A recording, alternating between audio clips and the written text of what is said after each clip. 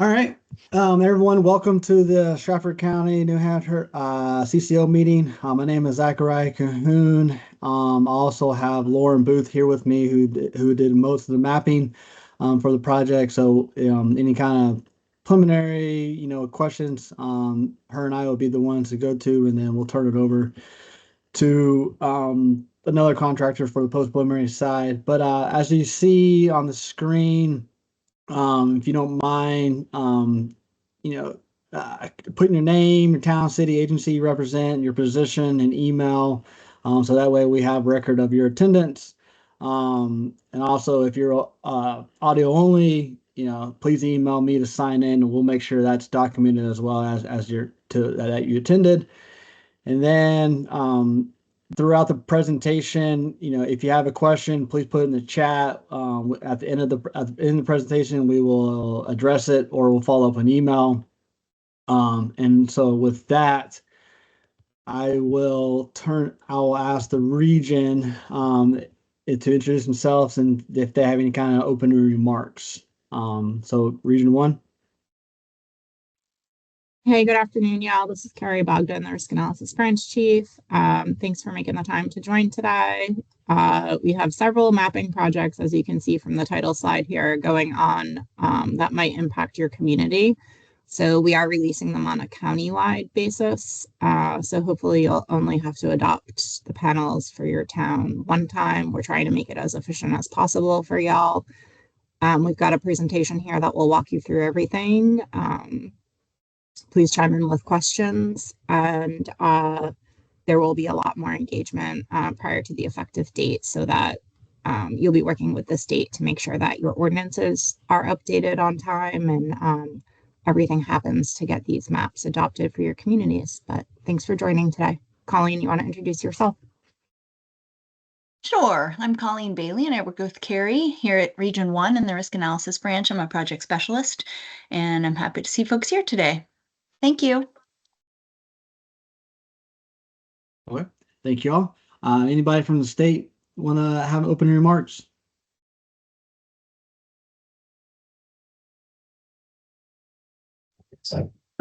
Hi, I'm Sarah Thunberg. I am the New Hampshire State NFIP coordinator. I will only be able to be here until 1:30, but I will be able to post the recording of this presentation on OPD's website, so I'll be able to see any comments or questions that come through there. Thank you. All right. So like I said, a little bit of housekeeping. If you have any kind of questions during the meeting, please put it into the chat. As you can see on the screen, it's going to be on the top end screen of the Teams meeting under chat. Click there, and that's where you can post your questions. But if you have follow-up questions after the meeting, feel free to email myself or anybody on the project team. We can gladly answer those questions for you. As you can see, your microphone will be disabled until the end of the presentation. At that time, we'll open up for discussions and questions. And then accessibility options are there below as for your awareness if you need that too. Okay. So agenda. So we'll go through a little bit of project timeline. We'll go through the flood hazard analysis on the flood map change viewer. Talk about that a little bit. We'll go through the regulatory products that were produced for this countywide study, and then talk about hydro mitigation and flood insurance, and we'll turn it over to discuss the post-preliminary processing, which will include the appeal and comment period, and then affected letters map change, so your final summary report and your community adoption process. So a little bit of background on the project for community involvement. And so this was during the flood study. So we had a discovery meeting back in December 3rd of 2015 and May 6th of 2016, followed up with work map meetings in August of 2018. And then we had a 30-day review period, goes through from August to September of 2018. And this was the time where the draft engineering and mapping was presented and provided comments at that time. And then today, we're now, we've issued preliminary issuance, and now we're holding our CCO meeting And then after this, we'll have an open house meeting, which that will occur during the LFD compliance period, and we'll explain what the LFD compliance period is later on in the presentation, and discuss the open house meeting at that time as well. So here's a little bit of the post-preliminary phase overview schedule. So as you can see, preliminary issuance happened on September 27th of this year, where today is a CCO meeting. The proposed anticipated appeal period will begin in spring of 25, and then run a 90-day appeal period, which will end in spring of 25 as well. And then, as I was mentioning, the LFD, the letter of final termination, will be fall of this year, and then we'll look to have that open house in between that LFD date of fall 25 and before the products go effective in early of 26. But we'll continue. We'll talk about that later on in the presentation as well. So here is Strafford County communities. There are 13 total communities in Strafford County. As you see on the screen, we've had several watersheds as well that impact the watershed. The county. So there's just kind of an overview of where watersheds hit in the county and where the communities are lying within those watersheds. Here is just overview map that has all the study stream types on one map. So you can see we have 283 miles of Zone A approximate new studies, 8 miles of new detailed mapping, and then 68 miles of redale studies. So that's still in Zone AE. And I talk more about the difference between the detailed study and the redale study in the next couple of slides. And you see just where the watersheds are lying within the county and those stream types. So approximate studies. So kind of a little bit of background, kind of definition of what the approximate studies are. As I mentioned earlier, we have 283 miles of new approximate studies. So with new approximate studies, which you may, in the old maps or effective maps, some Zone A studies don't have elevations associated with them. With this study, there are elevations, but they're not published on the maps, but there are elevations within the database, just not published on the actual ferns itself. So you'll still see no elevations on the ferns, but within the database that you received, there are Zone A cross sections. And also with that, you have new approximate models, and then also the models and mapping was done on new aerial and a new DEM as well.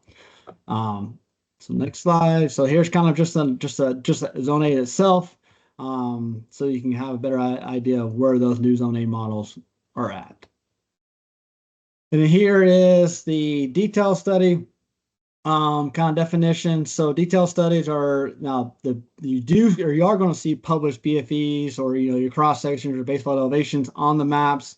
There's new details modeling as well, survey structures, new topo and new aerial imagery as well. A lot more detail goes into these new models, with culverts and bridges being studied. And then there was 8 miles of these new detail studies performed within the county. And here is just the kind of overview of where those new detailed by themselves. And then here is kind of a definition of what a redale study is. So we had 68 miles of redelineation studies. The biggest difference with this is, there's no change of BFEs or models, but it is run a new topo, a new area, and then also new aerial behind it. So it's the same existing models and elevations. We just now run those same elevations on new topo and redelineate the boundaries. So those are now reflected on better topo for your communities. All right. And here it's just kind of, again, just an overview of exactly where those studies are for those redale boundaries or streams. And then here's FEMA's map change viewer. So on this site, you can see the preliminary data. You can see when it goes to LFD, that pending in FHL, and then after that 6 months compliance period, that's when it go. You also have an effective layer on here as well. And then right now you'll be able to see the changes since last firm, that CSLF. That is a preliminary changes. You can slide. You can see the difference between what your effective maps are showing versus what your proposed or your preliminary maps are showing today. So it's kind of a good tool, good use for any kind of outreach or mitigation projects. See where that's where those are that boundaries are changing within this study. And there's also a link on here on this slide that can take you directly to that link to show you where all that data is and do some comparisons for your communities. Here's just an example, just side by side to the effective firm from 2005 to the preliminary of September of this year. So for regulatory products, what you should have received would have been the flood insurance rate map for your firms. You should have received an updated FIS study or flood insurance study, as well with the flood insurance rate map firm database, where this stores all your digital GIS data, just where your spatial data is at. That's what, when I was referring to the Zone A cross sections, this is where your new updated Zone A cross sections will be housed in this GIS database, as well as any tabular data that was in the FIS report as well will be housed in that database. So you'll see spatial files that you can bring in ArcGIS or ArcPro or QGIS, and then also how to see there's some information in a table that should be lining up with your FIS reports too. And here's just kind of a new firm panel format. It is different from what the effectives were showing. So just kind of wanted to give you an example of what you should be seeing on the new maps that you received. And here it's just an updated, or I guess it's an overview of where all the updated panels are located and their panel numbers, and a breakdown of by community, how many within those communities were updated as well. So a total of 70 panels were updated for Strafford County. All right, so now I will stop sharing, and then I will turn it over. Oh, someone did that for me. All right. Well, thank y'all so much, and I'll be here to answer any questions in the presentation as well. Thank y'all. Thanks again. Hello, my name is Danielle Washington. I am the ARC Region 1 Post Preliminary Processing Lead for Strafford County. Next slide, please. Today we'll discuss the post preliminary process as well as responsibilities for your community. As a reminder, your community has volunteered to participate in a National Flood Insurance Program, also known as the NFIP. As a participant of the program, your community has a responsibility to review preliminary flood insurance rate maps before the maps are deemed effective. The scope of the review is to ensure the preliminary firms accurately characterize flood hazards and to ensure they are representative of local conditions. Upon completion of your review, corrections, comments, and appeals, when appropriate, should be submitted to FEMA.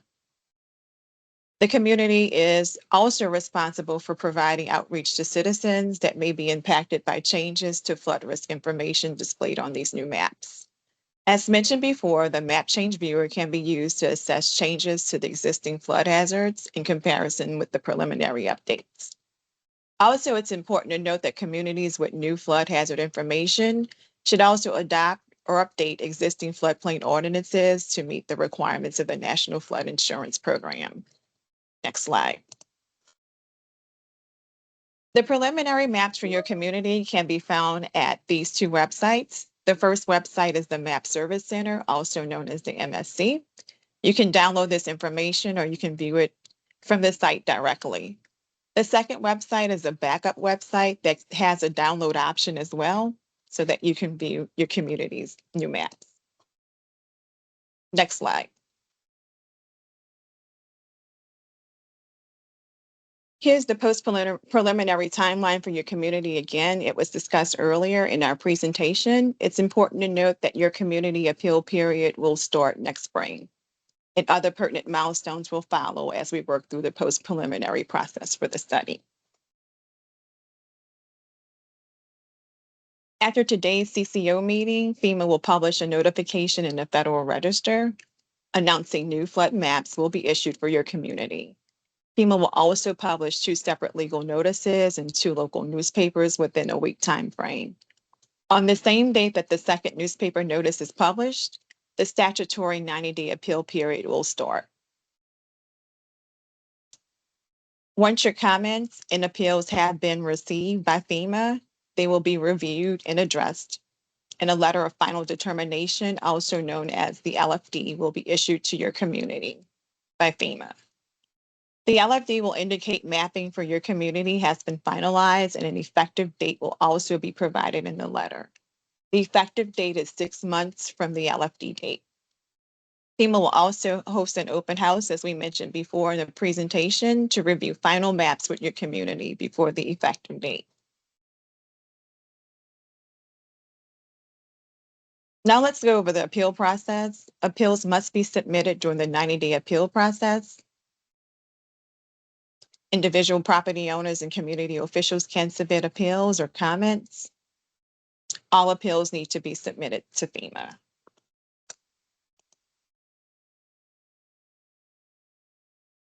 An appeal must be based on data that shows the flood hazard information is scientifically or technically incorrect. Appeals must be accompanied by sound documentation that provides the basis for the revision to the preliminary information. An appeal, by definition, is a formal objection and will result into a possible modification or addition to preliminary base flood elevation shown on the maps, or flood depths as well. Flood boundaries or zone designations based on detailed or recent topography data could also be refined in the appeal process, and also refinements to the regulatory floodway boundaries can also be appealed. Let's discuss comments now. Unlike appeals, comments are non-technical issues that might be discovered when you review your maps. Property owners and community officials can submit comments as well, just like in the appeal process and appeal submissions as well. Some examples of non-technical issues are misspellings or mislabeled street names, or just jurisdictional boundary discrepancies.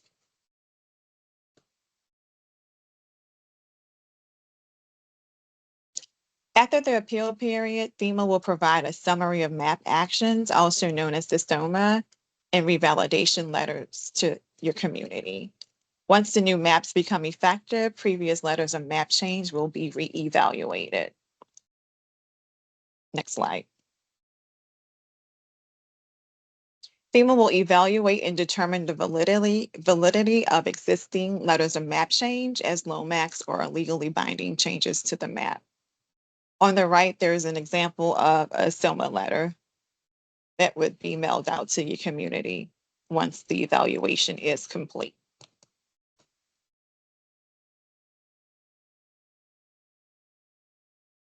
The summary of map actions, also known as the SOMA, has 4 categories. The first 2 categories are LOMAX that have been revalidated. Category 1 are LOMAX that are large enough to display and incorporate on the revised maps. Category 2 are LOMAX that have been revalidated but have not been incorporated due to map scale. Despite not being displayed on the maps due to the scale limitations, they are still valid. There are 2 subcategories within category 2. Subcategory 2A are LOMAX that are on revised community map panels, and subcategory 2B are LOMAX that are on unrevised community map panels. Category 3 are LOMAX that are no longer valid and have been superseded by the new study. Category 4 are LOMAX that are in need of a more detailed review because they are more complex in nature and may contain multi-lot subdivisions. These LOMAX will be reviewed and evaluated separately.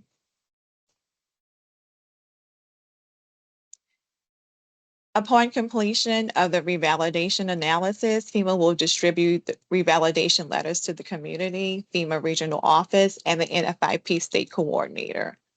Homeowners or developers will not have this information, but this information will be available in FEMA's Map Service Center at the address provided. Let's go over some other important notes about the post-preliminary process. In regard to the post-preliminary process, the compliance and map adoption period begins on the same date of the letter of the final determination is issued. And it ends when the maps are set to go effective over the 6-month time frame from LFD to effective. During the compliance period, community officials have the responsibility to review the community's floodplain ordinances to ensure that they're compliant with NFIP regulations. To avoid suspension from the NFIP, the community must adopt compliant floodplain management ordinances. Communities should work closely with the state NFIP coordinator to determine requirements for their local ordinances, which may include regulations that exceed FEMA's minimum standards. Once the state has reviewed the ordinance and the community has adopted it, the ordinance must be approved by FEMA before the effective date. This concludes the post-preliminary process discussion. We'll be happy to address questions at the end. My contact information is also located at the end of the slide deck as well. I'll now hand it over to Alex to discuss mitigation and flood insurance. Okay, thanks, Danielle. Yeah, so pivoting a bit from the required regulatory NFIP stuff, we're going to talk about hazard mitigation and flood insurance. So in addition to the maps that you've received and the materials being useful for knowing if individual properties or businesses are in or out of the flood zone, this data can also be used to inform different mitigation actions in your community. And this is also a good time between now and when the maps are adopted to think about different mitigation actions that could be useful for your community. And most of the time, people think of things that are the larger structural things that get a little bit more press, like levees or dams or acquisitions or large structural protections, but there's also many other things that your community can do to reduce risk, like updating the ordinance and building codes, like Danielle just mentioned, but also going above and beyond potentially what is required strictly by the NFIP. There's education and outreach that can be useful for your community to know what risks there are and what risks have been identified. And there's also more natural-based protections that your community can do, like protecting the wetlands that already exist in your communities that provide natural flood resistance, and potentially rehabilitating those as well, since that can often provide a significant reduction in damage to properties. And your communities, or all of you, aren't on your own on doing things like this. There are many different grant opportunities available through FEMA and other institutions. The big ones and the ones that have been around the longest are the Hazard Mitigation Grant Program, the HMGP, which is post-disaster grants. So those are different grants that can assist your community after you had a major disaster. But there are also more proactive ones through the PDM and FMA, which is the Pre-Disaster Mitigation and Flood Mitigation Assistance. The funding varies annually, but those are things if you wanted to, not that you just had a flood, but you know that you have risk and you want to mitigate against that and make sure that if something does happen, that you have fewer losses. There's also a couple newer grants that have started in the last few years. There's BRIC, which is the Building Resistant Infrastructure in Communities. And that's another pre-disaster grant option that started in 2021. It's a little more focused on more innovative ways of providing mitigation. So either innovative through funding sources or the types of projects that are funded, like things that potentially use, like I just said, the more natural environment, increasing wetlands, things like that. But there's many different options. And then Swift Current is a new post-disaster grant started in 2022 that is more focused on individual homes that have NFIP policies that have had a major loss. And for all of these, there's a mitigation plan requirement, and then there's generally a federal and then local and state cost share. It varies between them. The older one, the HMGP, PDM, and FMA were in general more like a 75-25 split, but the BRIC and Swift Current have many other options for funding. And Swift Current and BRIC also have more of a focus on communities that are more disadvantaged. In general, the state manages these programs and sets the funding priorities to make sure that whatever is chosen provides the best benefit to the state and communities.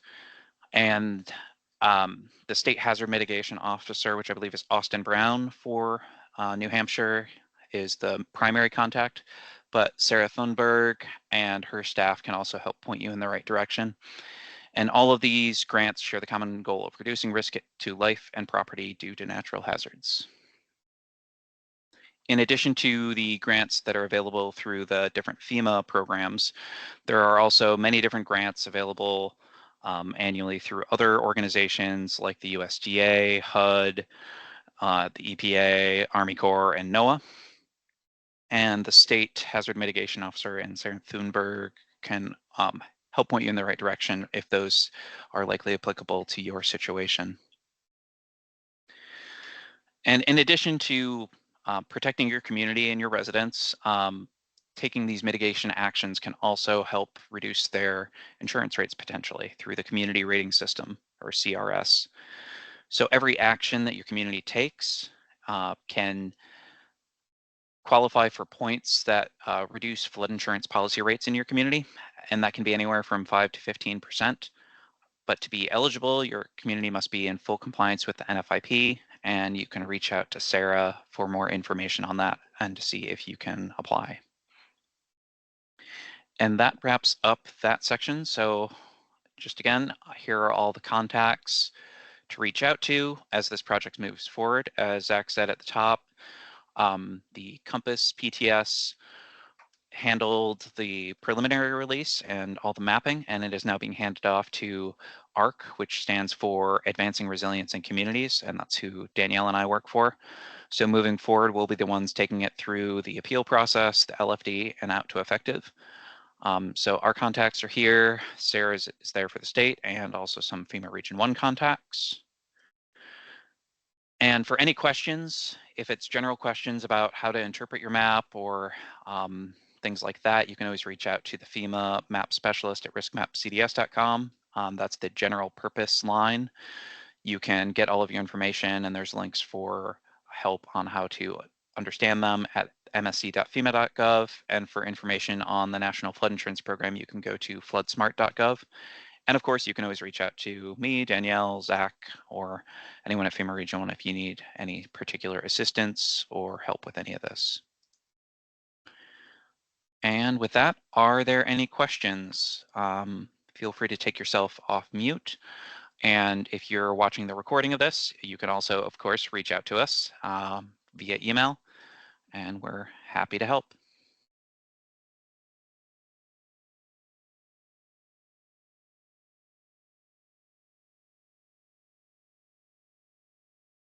And if there are no questions, we can wrap up the recording and follow up as needed via email.